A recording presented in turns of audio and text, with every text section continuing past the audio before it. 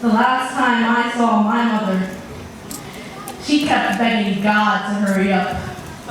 Removed the tightly strapped oxygen mask, revealing the dried up blood on the corner of her pale lips. Her lonely lung became an accordion as her last words shattered inside the ears of her 5 children. Me quiero morir, me quiero morir, me quiero morir. Knows that today she can no longer be Superwoman and hands this heavy cake to me. She swears I am ready for a world without her. To be a fearless dreamer, slow diving out of her footsteps. She lay sprawled out in the shape of a prayer, hoping the Grim Reaper could spot her quicker. And when a Puerto Rican man with crinkly clouds for a goatee entered this vortex of a hospital room and asked me to leave my mother's bedside, I know something isn't right.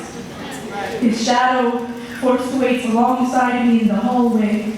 There is an art to practicing Santeria that I will never understand. How hands, how guide the spirit into the afterlife and lift the soul from the body. She, Orisha de Obatala, saint of the earth, he, Tabernacle that went saint without shame, leaves us with just the sorry and his back. After he finishes the job, I remember it all like drowning.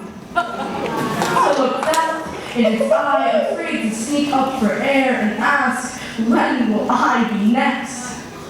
I find my mother unable to say my name. Her arms paint a galaxy of purple and blue collapsed constellations. She rested into an embalmed silhouette. Have you ever watched a body fail before? Whoa!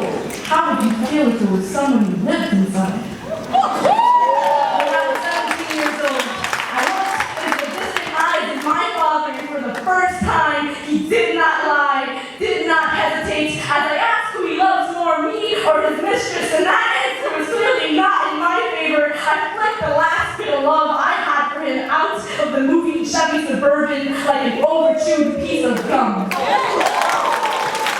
days after my mother passed, I sat in a classroom I knew I could not afford.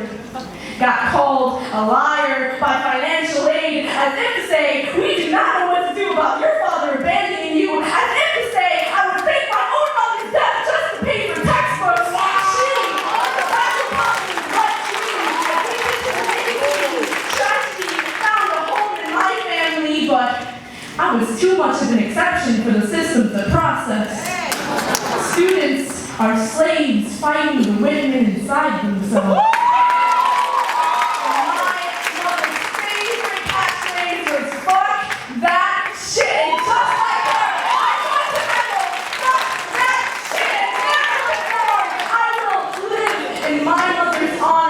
No longer scared to die because I know she will be waiting for me on the other side.